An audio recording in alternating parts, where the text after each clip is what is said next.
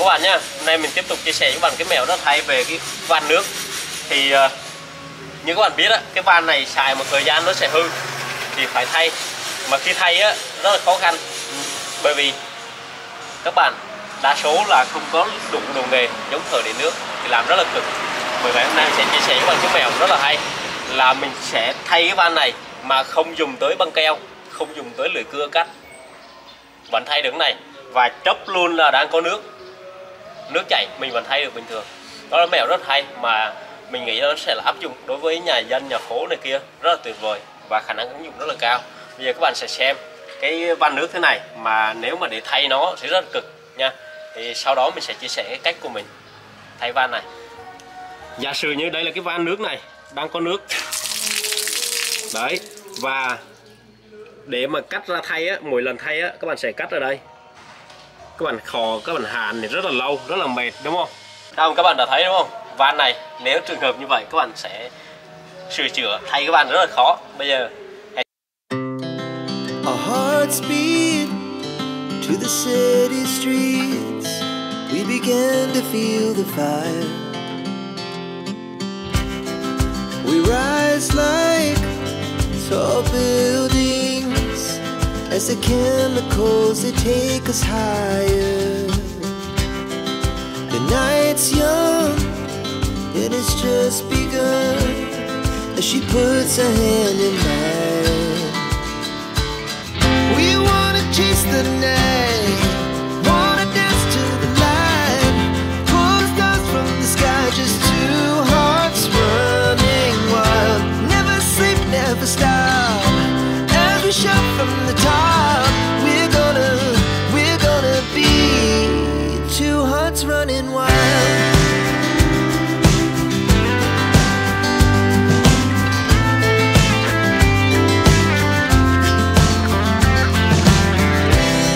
Now the morning is the afternoon, we lay awake in bed,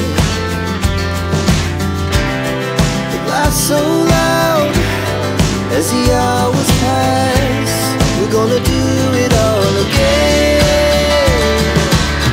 We wanna chase the night, wanna dance to the light, pull the stars from the sky, just two hearts running wild. Never sleep, never stop, as we shout from the top. We're gonna be, we're gonna be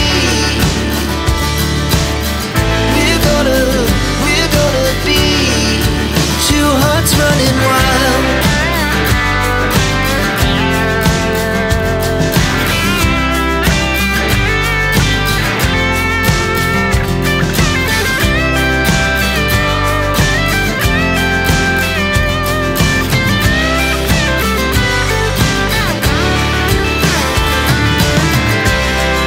The moonlight, summer sky.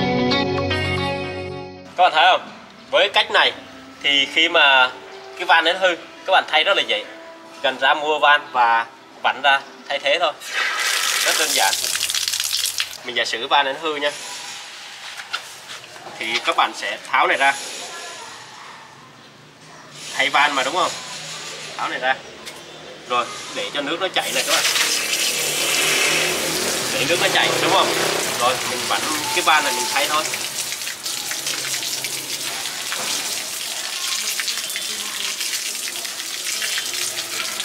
Như vậy bây giờ mình sẽ ráp vào lại thì để nước lại luôn các bạn. Để này.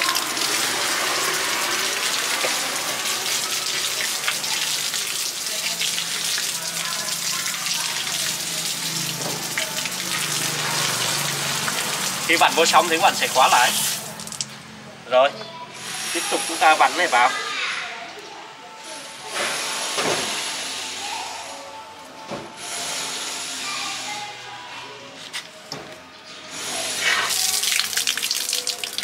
Các bạn thấy tuyệt vời không? Với cách này các bạn có thể thay van bất cứ lúc nào mà không cần dùng bất cứ đồ nghề nào. Tuyệt vời không các bạn? Rồi các bạn thấy hay tặng mình một like nhé, và nhớ đăng ký kênh để tiếp tục theo dõi nhiều video hay trong cuộc sống như vậy. Chào các bạn.